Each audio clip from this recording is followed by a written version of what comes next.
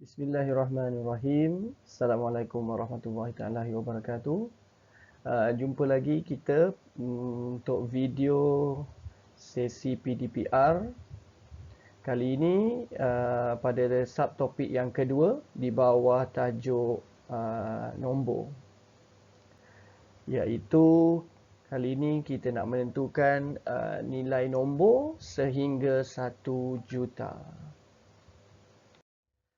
Baiklah murid-murid, dalam topik kali ini saya telah letakkan dua fokus, iaitu murid-murid perlu mengenal perbezaan antara nilai tempat dengan nilai digit. Apakah perkara yang membezakan antara nilai tempat dengan nilai digit? Dan fokus yang kedua, murid-murid perlu mahir untuk menceraikan nombor, iaitu menceraikan atau memisahkan nombor setiap nilai tempat atau setiap nilai digit. Sebenarnya kemahiran ceraikan nombor telah dipelajari setiap tahun. Cuma jumlah nombornya sahaja yang makin meningkat. Untuk tahun 5 sehingga 1 juta, nanti murid-murid naik ke tahun 6 sehingga 10 juta. Okey murid-murid, sebelum saya teruskan ke isi pelajaran, ada dua perkara yang ingin saya ingatkan yang murid-murid perlu ingat dan faham, iaitu dalam topik ini ada dua jenis frasa ataupun perkataan lah yang akan ditanya jika murid-murid belajar dalam topik ini. Pertama adalah nilai tempat. Kalau murid-murid jumpa perkataan yang menyoal tentang nilai tempat, maksudnya di situ murid-murid perlu menjawab dalam bentuk perkataan. Okey, nilai tempat jawapannya mesti dalam perkataan. Manakala kalau soalan menyatakan nilai digit, bertanyakan tentang nilai digit, maka murid-murid perlu menjawab dalam bentuk angka ataupun dalam bentuk nombor. Okey, ingat tu, nilai tempat dalam perkataan, nilai digit dalam nombor. Okey murid-murid, sekarang saya akan terangkan tentang nilai nombor menggunakan jadual nilai nombor seperti yang tertera sekarang. Okey, untuk menilai suatu nombor, murid-murid perlu kenal pasti dulu. Soalan bertanya sama ada nilai nombor itu dalam bentuk nilai tempat ataupun nilai digit. Jika nilai tempat, jawapan mestilah dieja ataupun dalam perkataan. Jika ditanya dalam bentuk nilai digit, maka jawapannya mestilah dalam bentuk angka ataupun nombor. Okey. Sebelum itu, mari kita tengok dahulu nombor yang tertera. Saya harap murid-murid masih ingat lagi. Cuba baca nombor yang tertera. Berapakah nilai nombor yang tertera? Kita gunakan kaedah yang saya tunjukkan sebelum ini, iaitu kita tutup nombor sebelah kanan. Dan tengah-tengah ini adalah untuk ribu. Jadi nombor bagi soalan contoh ini ialah 462,037. Jadi kita mulakan dengan nombor 7. Jadi nilai tempat untuk nombor 7 ialah sah. Nilai tempat untuk nombor 3 ialah puluh. Nilai tempat untuk nombor apa ni murid-murid? Okey, jadi murid-murid ramai yang baca sebagai kosong. Jadi selepas ini saya harap murid-murid dapat perbaiki mulai hari ini baca nombor ini sebagai sifar. Kerana kosong adalah merujuk kepada ruang. Contohnya bilik saya kosong kerana saya baru berpindah. Maksudnya bilik murid-murid tu tak ada apa-apa diisikan. Okey, tak boleh bilik saya sifar kerana saya baru berpindah. Tak sesuai. Tak tepat. Kerana sifar adalah untuk nombor. Okey, jadi saya harap murid-murid faham dan selepas ini gunakan sifar ataupun kosong pada perkataan yang tepat ataupun ayat yang tepat. Jadi nilai tempat untuk sifar ialah ratus. nilai tempat untuk 2 ialah 1000, nilai tempat untuk 6 ialah 10,000 dan nilai tempat untuk 4 ialah 100,000. Kali ini kita tengok pula berkaitan dengan nilai digit. Bermula dengan nombor 7, nilai digit bagi nombor 7 ialah 7. Nilai digit bagi nombor 3 ialah 30, ada satu sifar. Nilai digit bagi sifar ialah sifar. Ingat murid-murid, sifar ni tak mempunyai nilai. Jadi kita tulis sekali sahaja sifar ni. Tak perlu kita tulis sifar. Okey, satu sifar sudah mencukupi. Seterusnya, nilai digit bagi 2 ialah 2000. Ada 3 sifar. Nilai digit bagi 6 ialah 60,000 dan nilai digit bagi 4 ialah 400,000 dengan 5 sifar. Baiklah murid-murid, sekarang kita nak menyatakan nilai tempat bagi suatu nombor. Okey, di sini saya telah sediakan suatu nombor sebagai contoh dan kita akan gunakan untuk menjawab 3 soalan berkaitan dengan nilai tempat. Okey, sebelum kita menjawab soalan ini, mari kita baca dahulu nombor yang tertera. Nombor itu ialah 630,971. Baiklah, soalan pertama. Apakah nilai tempat bagi nombor bergaris? Okey, suka saya ingatkan kepada murid-murid, kalau jumpa soalan seperti ini, iaitu soalan berbentuk ayat, elok murid-murid garis ataupun bulatkan perkataan-perkataan penting dalam ayat berkenaan. Okey, soalan 1 dia tanya nilai tempat nombor bergaris. Rujuk kepada nombor yang tertera, nombor bergaris ialah nombor 6 yang berada di hujung sekali. Okey, jadi apakah nilai tempat bagi nombor 6? Jadi kita semak dari nombor 1. 1 ialah sa, puluh, ratus, ribu, puluh ribu dan 6 ialah ratus ribu. Oleh kerana soalan tanya tentang nilai tempat, jawapan mesti ditulis dalam perkataan. Jawapannya ialah ratus ribu. Okey, kita ke soalan yang kedua. Apakah nilai tempat untuk nombor 3? Sekali lagi, seperti yang saya sarankan, bulatkan perkataan penting. Dia tanya nilai tempat, kali ini dia nyatakan nombornya iaitu nombor 3. Mari kita cari mana nombor 3. Nombor 3 ada di sebelah nombor 6. Jadi apakah nilai tempat untuk nombor 3? Mula dengan 1 ialah sa, puluh, ratus, ribu dan nombor 3 ialah puluh ribu. Jadi jawapannya, sekali lagi kita tulis dalam perkataan, jawapannya ialah puluh ribu.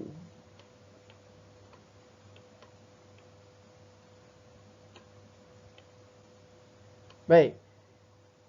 Sekarang kita ke soalan yang ketiga.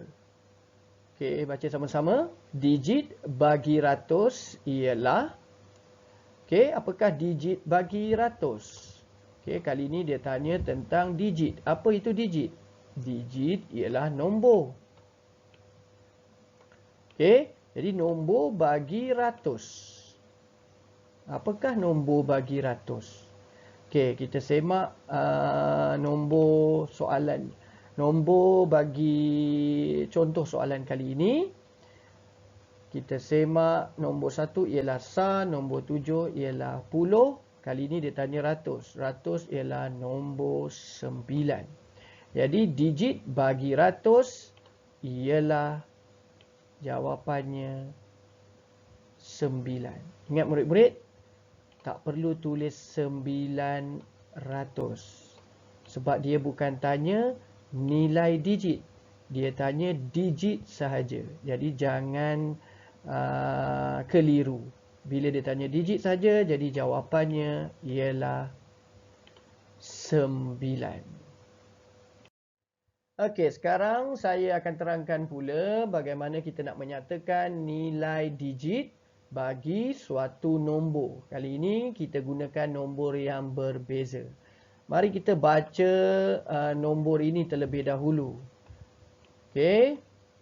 Nombor ini ialah 802,154 ataupun 154. Okey. Soalan yang pertama, berapakah nilai digit bagi nombor bergaris? Okey, dia tanya nilai digit bagi nombor bergaris. Ingat, nilai digit jawapan mesti dalam nombor ataupun angka. Jadi digit yang bergaris ialah sifar. Jadi jawapannya nilai digit bagi nombor yang bergaris ialah sifar. Mudah sahaja. Tulis sahaja, sifar sudah memadai. Okey, terujuk pula nombor 2. Nombor 2, nilai digit bagi 8 ialah... Okey, kali ini dia tanya nilai digit bagi 8. Nilai digit bagi nombor 8. Jadi kita rujuk pada nombor contoh. Nombor 8 ada di hujung sekali.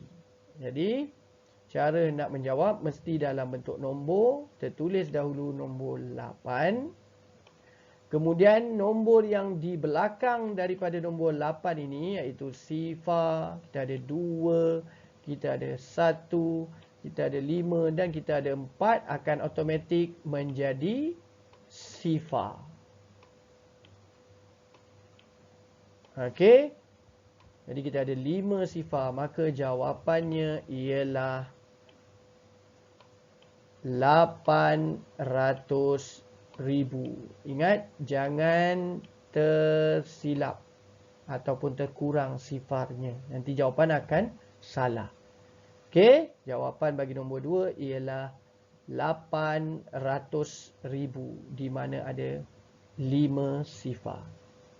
Soalan ketiga, berapa nilai digit bagi 1000? Dia tanya nilai digit bagi 1000. Okey, kita rujuk sekali lagi nombor contoh ini.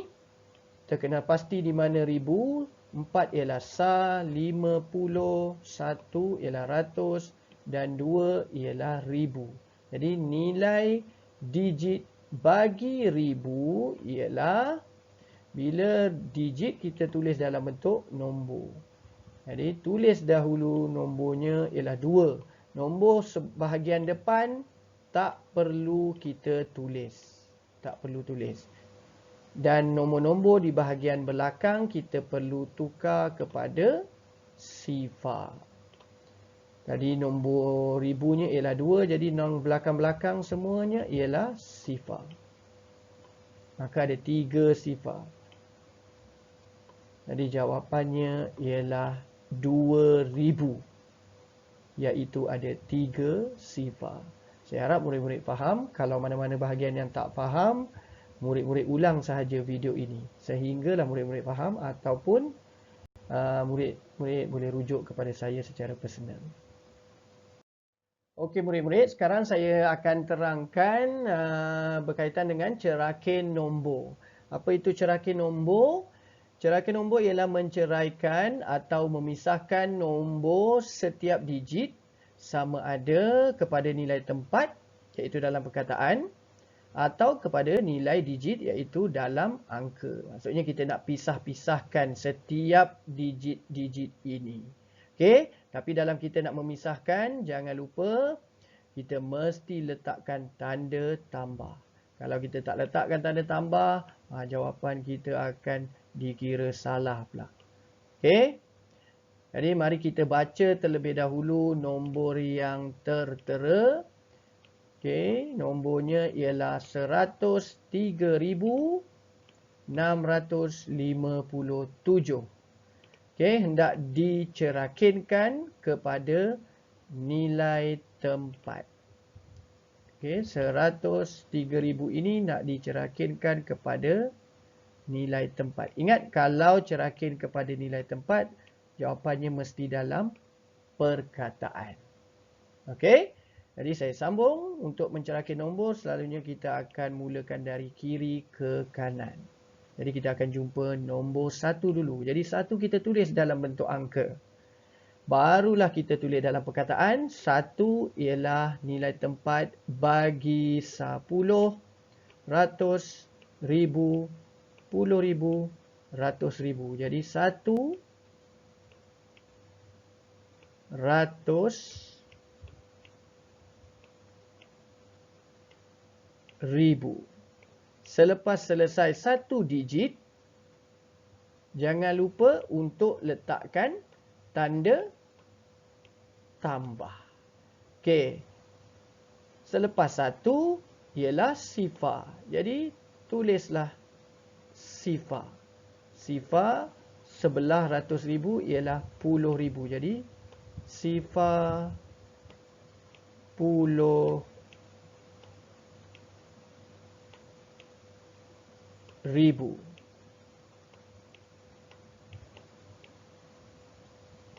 Seterusnya ialah nombor 3. Selepas 10,000 ialah ribu. Tapi jangan lupa letakkan dulu tanda tambah, barulah masukkan nombor dan nilai tempatnya ialah ribu. Tersambung lagi. Nombor 6 kali ini, jadi tambah 6. 6 itu ialah nilai tempat ratus. Jadi tertulis 600. Okey, oleh kerana saya dah tak cukup ruang, saya sambung ke bawah. Bermula dengan tambah. Kali ini 5. Jadi kita tulis dahulu seperti biasa nombornya 5. Dan nilai tempatnya ialah 10. Dan akhir sekali ialah 7. Tambah 7 nilai tempat untuk 7. Jadi siap untuk soalan pertama. Cerakin nombor kepada nilai tempat. Kali ini kita ke soalan kedua. Cerakin nombor kepada nilai digit. Kalau cerakin nombor kepada nilai digit, jawapan mesti dalam bentuk nombor. Okey, seperti tadi juga, kita mula dari kiri ke kanan. Kita akan jumpa nombor, murid-murid akan jumpa nombor 1 dulu. Jadi tulis 1 siap-siap. Apa nombor seterusnya? Murid-murid tengok belakang nombor 1. Okey, semua nombor yang belakang daripada nombor 1, iaitu 0, 3, 6, 5, 7, secara automatik akan jadi sifar. Jadi kita ada 1, 2, 3, 4, 5.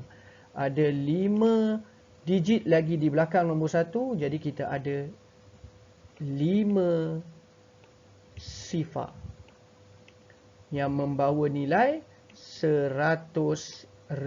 Jadi dah cukup 5 sifar, barulah kita tambah. Okey, seterusnya ialah sifar. Jadi tambah sifar. Sifar ni tak perlulah kita buat banyak-banyak sifarnya. Cukup 1 kali kerana sifar tak mempunyai sebarang nilai. Kita terus sambung dengan 3. Okey, 3. Belakang nombor 3 ada 3 digit lagi. Okey, jadi kita masukkan 3 sifar. Okey, saya terus sambung dengan 6. Belakang ada, maafkan saya tertinggal 1 sifar untuk 3. Okey, 3 sifar dan seterusnya ada 6. Yang mempunyai 2 digit belakang, jadi 600 kerana ada 2 sifar. Dan seterusnya ialah 5. Jadilah 5 dan akhir sekali ialah 7. Tak ada digit di belakang, jadi tak adalah sifar. Itulah jawapan untuk cerakin nombor kepada nilai digit. Okey, sebelum itu pilihan kepada murid-murid untuk sifar ini. Untuk sifar. Terpulang kepada murid-murid sama ada nak tulis sebagai jawapannya seperti ini, tambah sifar 10,000, ataupun murid-murid tak nak tulis pun tak menjadi masalah. Maksudnya jawapannya akan jadi 100,000 tambah 3,000. Okey, sifar boleh diabaikan. Sama juga dengan nilai digit. Boleh abaikan sifar ini. Terpulang kepada murid-murid. Okey, jadi jawapannya 100,000 tambah 3,000. Okey murid-murid, saya harap semuanya faham. Okey, itulah sahaja pembelajaran untuk kali ini, iaitu menyatakan nilai nombor sehingga 1 juta. Sekarang saya sertakan pula tugasan untuk topik kali ini. Seperti yang tertera pada paparan sekarang. Seperti sebelum ini, saya harap murid-murid dapat menyiapkan dan membuatnya di dalam buku Matematik 1. Baiklah murid-murid, itu sahaja pembelajaran bagi PDPR kita pada kali ini. Tapi di kesempatan akhir ini saya nak ingatkan murid-murid agar menghafal sifir sebelum kita masuk ke topik darab. Kerana selepas ini kita akan banyak gunakan sifir dalam pembelajaran. Bukan sahaja dalam topik darab, topik bahagi, topik pecahan, dan boleh kata kesemua topik akan banyak menggunakan sifir. Jadi saya harap murid-murid mulai hari ini gunalah pelbagai teknik yang ada untuk menghafal sifir. Tapi untuk saya cadangkan guna kaedah dengan bantuan jari. Murid-murid hanya membaca jawapannya sahaja. Saya letakkan satu contoh, katakan murid-murid menghafal sifir 4. Jadi gunakan bantuan jari untuk gantikan 1 darab 4. Jadi kita tak payah sebut lagi 1 darab 4. Kita dah gunakan jari sebagai pengganti 1 darab 4. Tapi penting jari ini. Okey, mesti disiplin menggunakan jari ini. Okey, jadi kita bacakan jawapannya sahaja. Contoh sifir 4, 4, 8, 12, 16, 20, 24, 28, 32, 36 dan 40. Okey, jadi gunalah bantuan jari untuk hafalan sifir. Contohnya sifir 4 tadi, katakan soalan ditanya ialah 3 darab 4. Jadi kita gunakan jari, keluarkan 3 jari, baca sifir 4 dan tutup jari. 4, 8, 12. Jadi jawapannya 12. Katakan soalan tentang bahagi. Jadi kita gunakan kaedah jari juga untuk menjawab soalan bahagi. Okey, contohnya 28 bahagi 4. Jadi untuk bahagi tutup dulu jari, baca sifir 4 dan berhenti di 28. 4, 8, 12, 16, 20, 24, 28. Jadi jawapannya ada pada jari, jawapannya ialah 7. Okey, jadi gunakanlah apa sahaja teknik atau kaedah yang murid-murid selesa. Okey. Tapi saya cadangkan sebentar tadi ialah dengan bantuan jari. Hafal jawapannya sahaja. Sifir 2 sehingga sifir 9. Nanti kita jumpa pada topik darab, dan saya nak semua murid-murid 5 Intan dan 5 Firuz waktu itu telah hafal sifir. Okey, terima kasih. Assalamualaikum.